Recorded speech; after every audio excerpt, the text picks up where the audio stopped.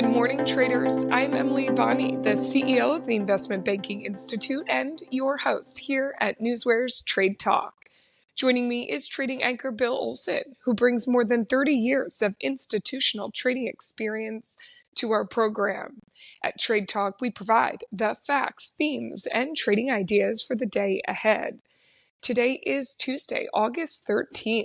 Investors seem to be holding off on big moves after last week's wild ride.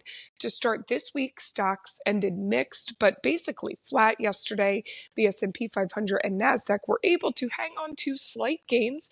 The S&P 500 added only 0.23 points. The NASDAQ added 35 points, or just less than 0.25%. The Dow gave up 140 points, or 0.36%. Bill, let's get into Tuesday's action with what is happening in the markets this morning. Yes. Good morning, Emily. I'm watching the S&Ps. The S&Ps are up 0.39%. That's positive. I mean, they were flat to higher all morning long, and recently they really started to uptick, and now we're showing them up almost 0.4%. So that's positive. And this is happening ahead of, the PPI data that's scheduled for release this morning. It comes out 1 hour before the market opens. So you're seeing some gains in the S&Ps before that report. So the market's expecting something positive to come out of that PPI report. What else we see? Home Depot. Home Depot is moving lower after releasing earnings. Freight Car of America, ticker RAIL, RAIL, that's moving higher after earnings. Starbucks, ticker SBUX. Shares are extending their rally this morning. Why? Because the CEO of Chipotle is leaving Chipotle and he's moving over to Starbucks. I mean, that's Chipotle's down 9%, but Starbucks is gaining this morning. So that's positive news.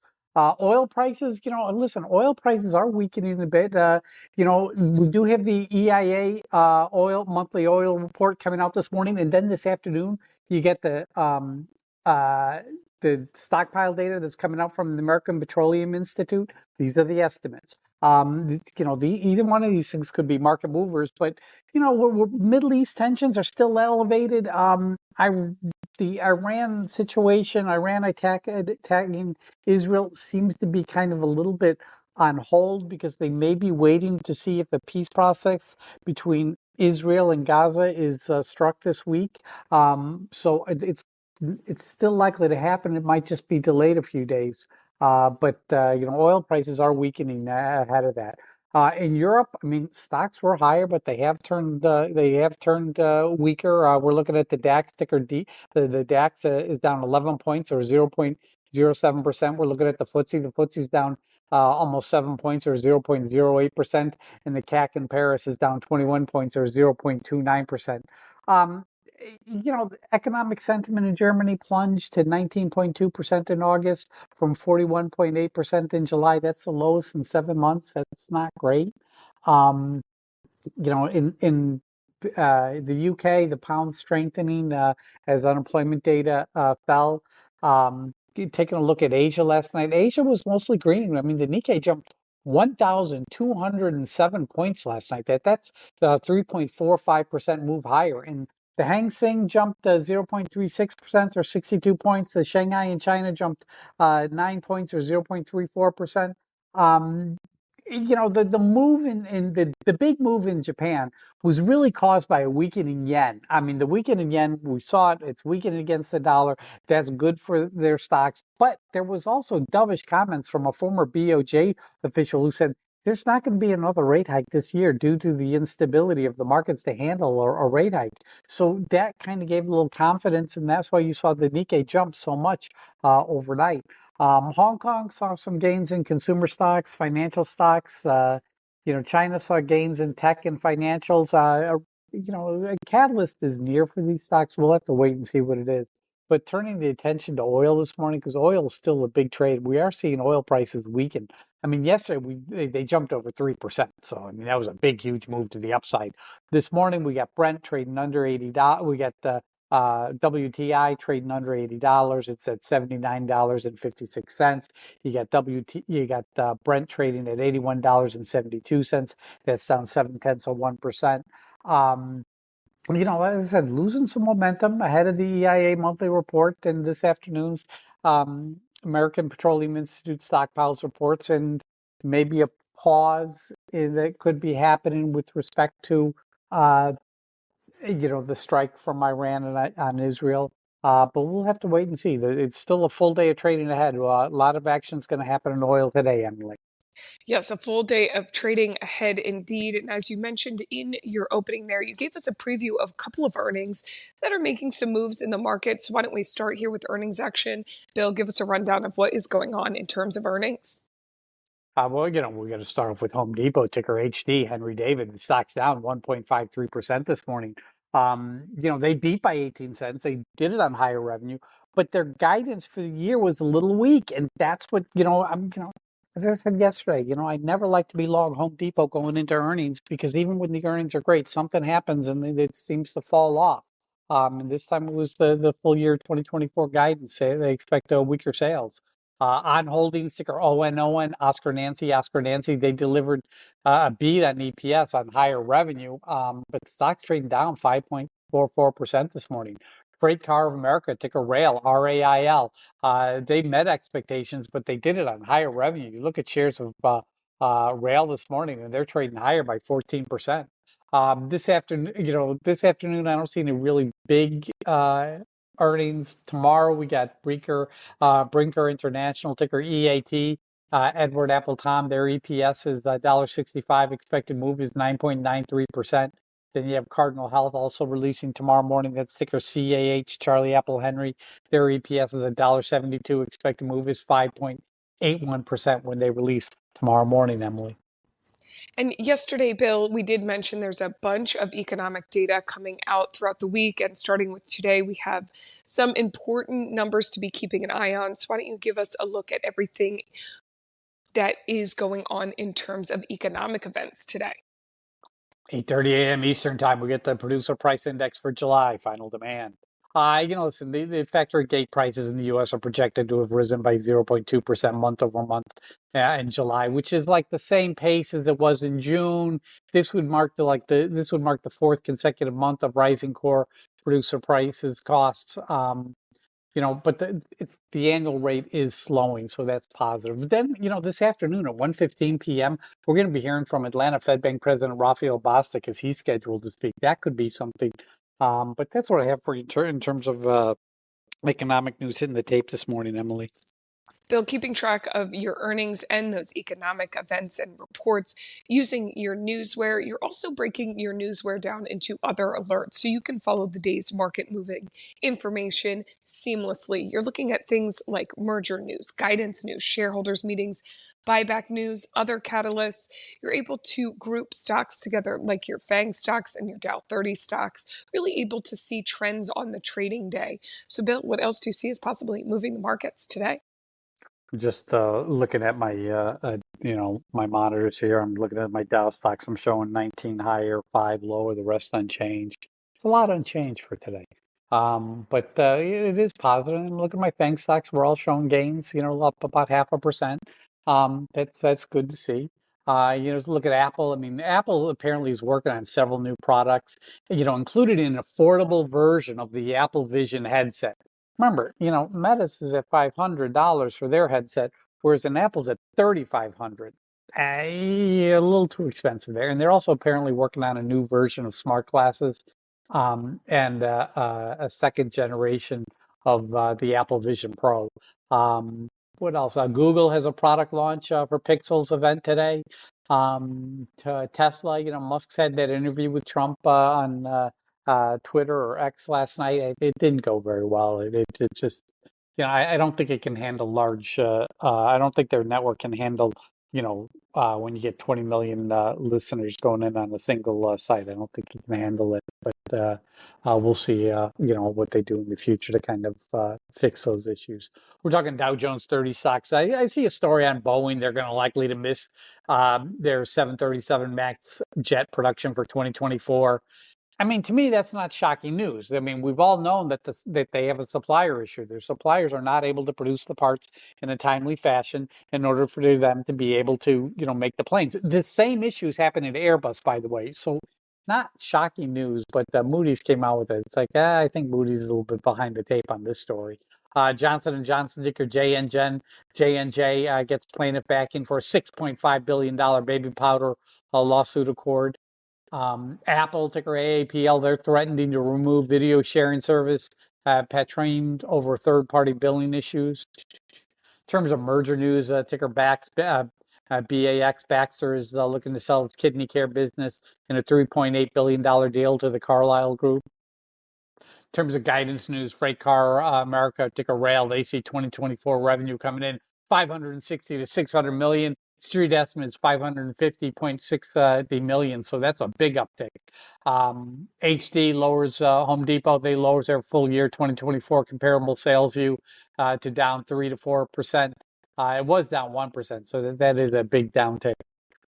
In terms of shareholders meetings, NASDAQ and Datadog, they're presenting at an Oppenheimer tech conference that's going on today. Google, ticker GOG, they're having their annual Pixel hardware event today. It's said to be taking place at 1 p.m. I expect to make an announcement on Google AI, Android software, and new Pixel devices. That's going to be a benefit for Google today. In terms of buyback news, Innova, ticker ENVA, Edward Nancy Victor Apple, they announced a new 300 million share repurchasing program. Petrobras, ticker PEN, Paul Edward Nancy, they announced a 200 million share repurchasing agreement. In terms of catalyst stories out there, B. Riley, ticker RILY, company said that they're going to be missing they're not going to be able to produce their 10Q on time. They suspended their dividend yesterday. Stock fell 52%. It's trading lower today. I mean, listen, watch for, noise about a takeover from maybe Wedbush or Sage Clearing to kind of go in there to try and take up B. Riley. Riley's a good firm. They just got hit. I think this, they don't really know their assets right now, so they're having some problem pricing them, and that's why they can't produce their 10 Q and timely. But it's a sea of red for B. Riley this morning. Ticker RILY. And you look at the stock, which dropped 52% yesterday. It's dropping another 8% this morning. But that's what I have for you in terms of news in the tape this morning, Emily. This is the type of data that NewsWare delivers daily. It's factual, it's market moving, and our alerting functions bring it to your attention as it happens. Go to www.newsware.com now and sign up for the trial and see for yourself the benefits that professional Newswire delivers. It is now that time of the show for the Trade Talk pick of the day. Bill, what is your pick of the day today? I'm going to go with Brinkers International, ticker EAT, Apple, Edward, Tom, Brinkers International. This is the owner of Chili's Restaurants. Earnings are out tomorrow morning. EPS is $1.65. Expected move is 9.93%. Looking at yesterday's call volume, 2,022 calls versus 1,795 puts. It's positive. Looking at the open interest, 11,705 versus 9,995. That is positive. Major brokers do like it. They have been mostly raising price targets on the stock. That's what I want to see. And last quarter, they did raise their full year 2024 EPS view to $3.80 to $4. I mean, the street estimate had it at $3.69. So that was it's kind of a big uptick. So they gotta be able to deliver if they're going to hit that full year 2024 revenue picture that they put out there.